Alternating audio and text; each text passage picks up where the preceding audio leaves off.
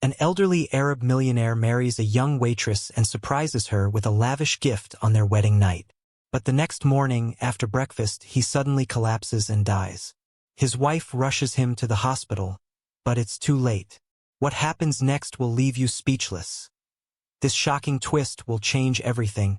It was a chilly evening in New York City when Emma Thompson, a 25-year-old waitress, prepared for another busy night at the high-end restaurant she worked at. Emma wasn't from a wealthy family. She had grown up in a small town, far from the fast-paced life of the city. But despite her modest background, Emma had a heart full of kindness and integrity. Her positive outlook, even in tough situations, made her well-liked by the customers and her colleagues. She never complained about her work, even though the long shifts were often exhausting. That evening, the restaurant was buzzing with activity. It was a popular spot, known for its elegant decor and exquisite menu, attracting both local patrons and high-profile guests. Emma was moving between tables with her usual grace, taking orders and delivering food. But tonight, something unexpected would happen, something that would change the course of her life forever. At one of the corner tables, a man sat alone, quietly enjoying his meal. He was in his late 40s, perhaps early 50s, dressed in a tailored suit that spoke of wealth and power. This was Charles Harris, a millionaire businessman originally from an Arab country, living in the United States for the past 15 years. He was a regular at the restaurant, but he rarely spoke much to the staff, keeping to himself. Tonight, however, Emma noticed something different about him. He seemed distant, perhaps lost in thought, but still his usual composed self. Charles finished his meal and, as usual, left the restaurant without saying a word to anyone. He paid the bill, left a generous tip, and exited into the cold night. However, in his rush to leave, he didn't realize that he had left something behind on the table. A wallet.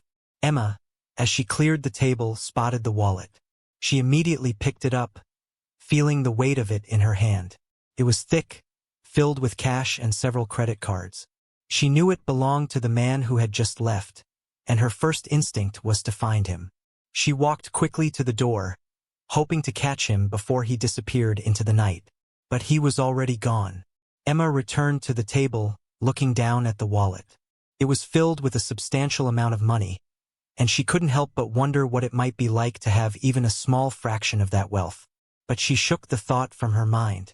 She wasn't like that. She was honest and kind, and what mattered most to her was doing the right thing. Without hesitation, she walked over to the restaurant manager, Mr. Grant. He was a middle-aged man, known for being strict and often grumpy.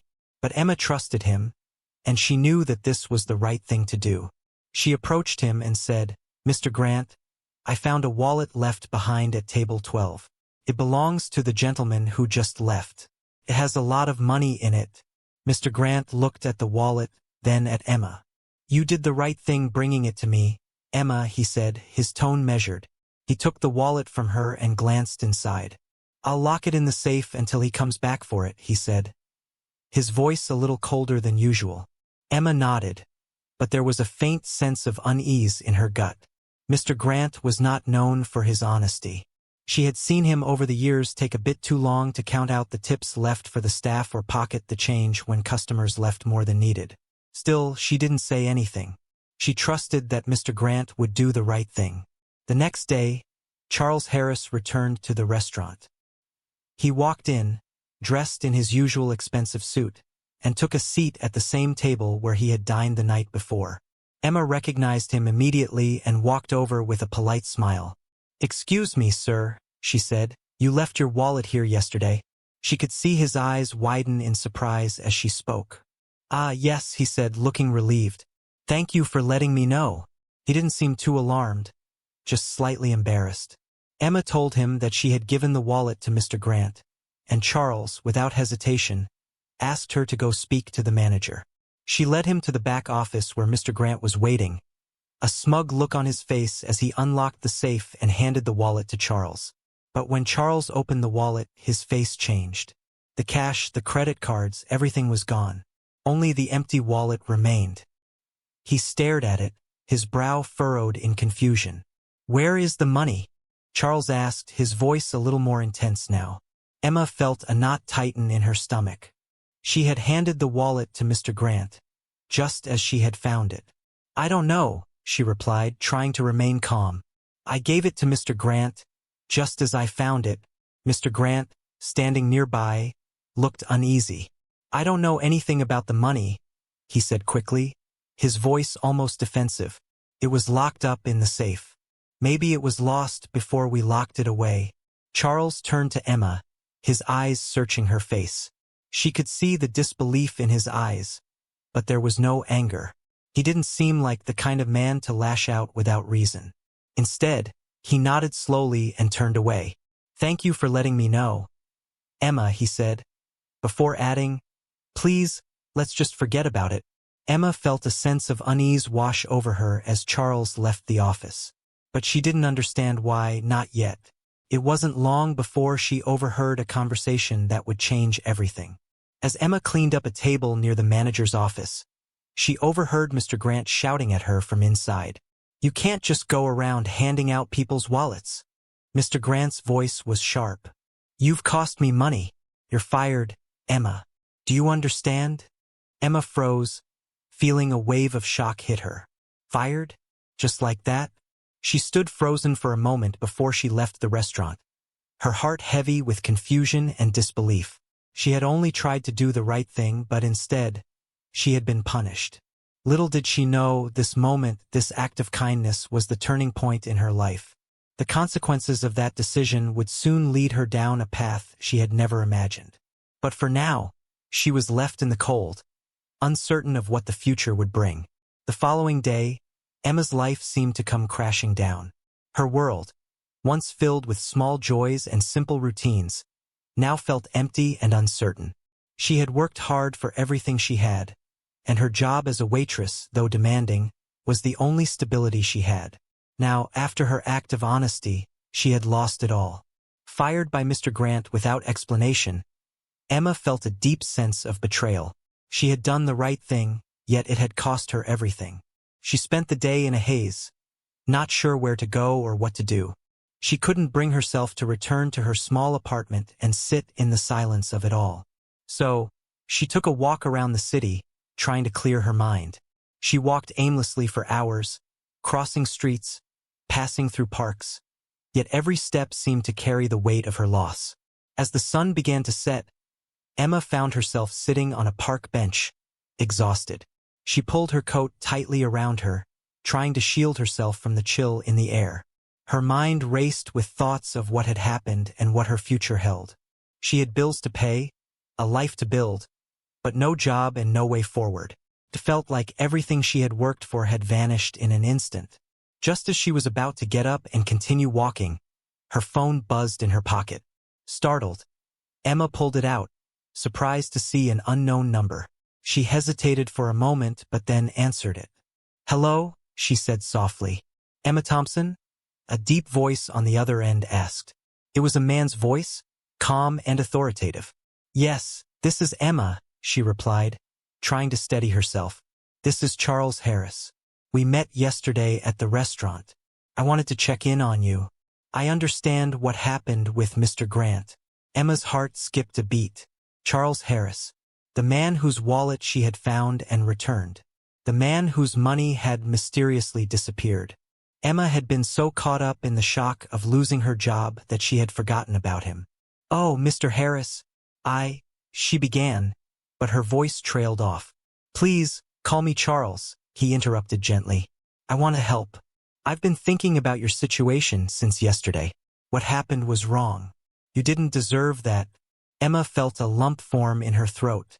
She hadn't expected this. Hadn't expected anyone to care about what had happened to her. "Thank you," she said quietly, her voice filled with gratitude. "But I don't know what to do now. I'm lost. I've lost everything." Charles paused for a moment, and Emma could hear him breathing softly on the other end. "I understand," he said, "but you don't have to face this alone. I want you to come to my office tomorrow. I'll help you find something new. A new start." Emma was taken aback. "You what? I'm not sure what you mean." "I want to offer you a job." You've shown great honesty and integrity. Emma, I think you deserve better than what you've gotten so far. She didn't know what to say. She was overwhelmed. Here was a man who she barely knew, offering her a lifeline when she had no one else to turn to. I don't know what to say. Thank you. I don't even know if I deserve it. You do, Charles replied firmly. I'll see you tomorrow. Let's talk more then. The call ended, and Emma sat in stunned silence. She stared at her phone, unsure of what had just happened. Could this be real? Could someone really be offering her a fresh start? The next day, Emma arrived at Charles's office, her mind racing. She was nervous, unsure of what to expect. The office building was sleek and modern, far from anything she had ever encountered before. As she stepped into the elevator, her heart pounded in her chest. What had she gotten herself into? When the doors opened, she was greeted by a receptionist who led her to Charles's office. He was sitting behind a large desk, looking calm and composed as always.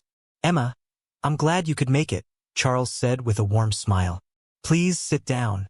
Emma sat in the chair opposite him, still unsure of how to proceed. I know you must have questions, Charles began, his voice soothing. But before we get into the details, I just want to say that I'm truly sorry for what happened at the restaurant. You did the right thing, and it should have been acknowledged, not punished. Emma nodded, feeling a weight lift off her shoulders just hearing those words. Thank you, she said softly. I just didn't know what to do after I lost my job. It's like everything I worked for just vanished. I understand, Charles said, his eyes kind.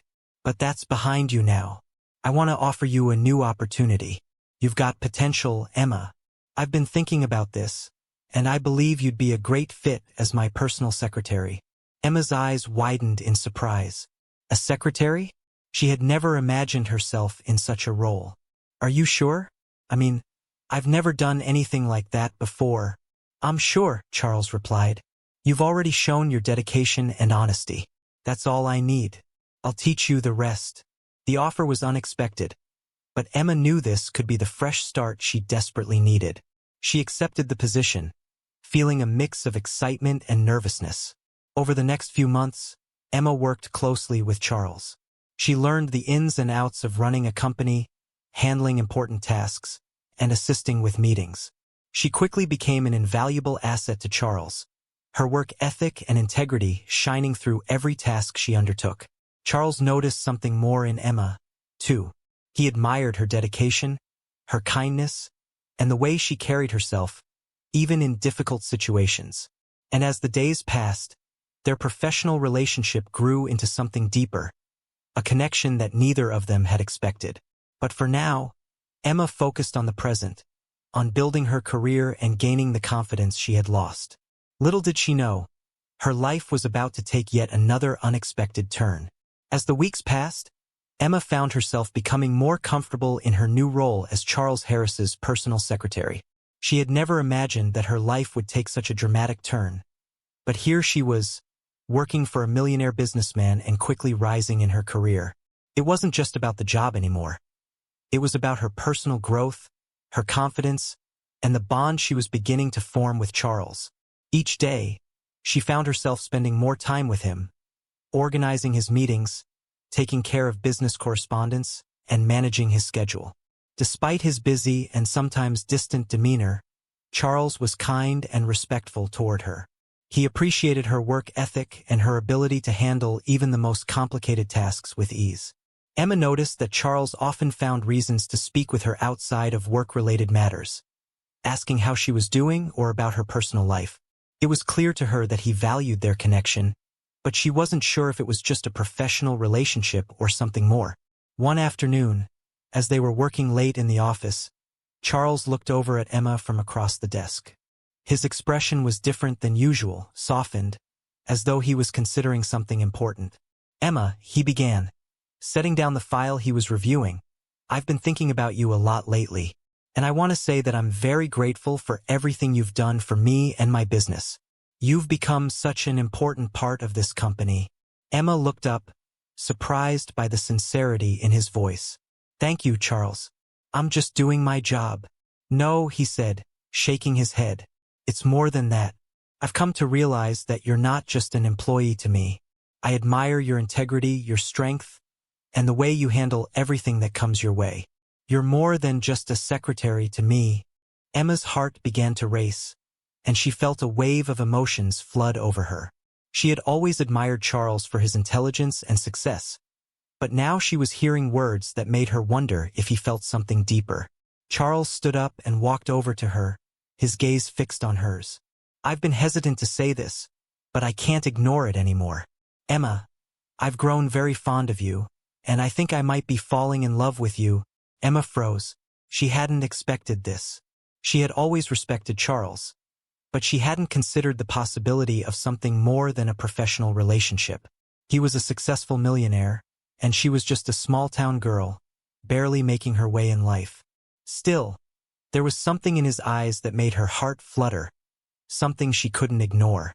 I don't know what to say," Emma whispered, unsure of how to respond. "You don't have to say anything right now," Charles said gently, stepping closer. "I just wanted you to know how I feel. Take your time. I just couldn't keep this to myself any longer." For the next few days, Emma's mind was a whirlwind. She thought about Charles's confession constantly, weighing the possibility of a relationship with him. There were so many questions. Would it work? Could she trust him? Was she ready to open her heart again? But at the same time, she couldn't deny the feelings that had begun to grow within her. She found herself thinking about Charles when he wasn't around, and she realized that she, too, had begun to care for him in a way that went beyond friendship. Then, a few days later, Charles took a step that would forever change the course of Emma's life. He invited her to dinner, telling her it was just a casual evening to talk. But when she arrived, he surprised her with a quiet, intimate dinner at one of the most exclusive restaurants in the city. The evening was perfect, and as they talked over dinner, the conversation naturally turned to their growing feelings for one another. By the end of the night, Charles took Emma's hand in his. "Emma, I've never been so sure of anything in my life. I want to spend the rest of it with you. Will you marry me?" Emma's heart stopped. It was everything she had dreamed of, but at the same time, it felt like a whirlwind. She had never expected to be in this position. Married to a man like Charles, living a life of luxury and security. She hesitated for only a moment before the words slipped from her lips. "Yes," she said, her voice trembling with emotion. "Yes, I will marry you." Charles smiled, his eyes filled with joy. "You won't regret it, Emma. I promise you." In that moment, everything seemed to fall into place. Emma's journey had been full of uncertainty and struggle, but now, with Charles by her side, she felt like she was finally where she belonged. As they left the restaurant together, hand in hand, Emma couldn't help but feel like the world had opened up to her. She had found love, stability, and a future.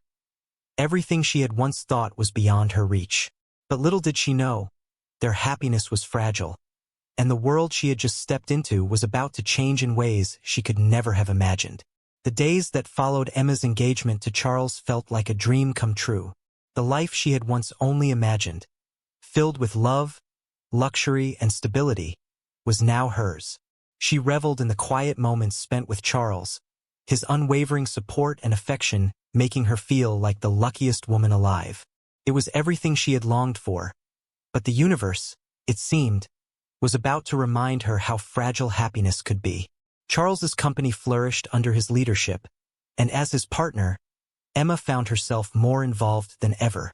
He had even given her a 50% share in his business, a gift that solidified her place not only in his heart but in his life's work as well. She had never felt so valued. Everything was moving in the right direction. The day after their wedding, Emma woke up beside Charles, feeling content and at peace. They had married in a small, intimate church ceremony, surrounded by just a few close friends and family. It had been perfect. The quiet simplicity of their union spoke volumes about their bond. As Emma stretched and smiled, she felt an overwhelming sense of gratitude for everything she had, and for the man beside her who had changed her life. They had breakfast together in their luxurious penthouse apartment, laughing and talking about their plans for the future. Charles seemed particularly happy that morning, as though everything had come full circle. But then, suddenly, it all changed. Charles winced, placing a hand over his chest. His face went pale and he staggered backward.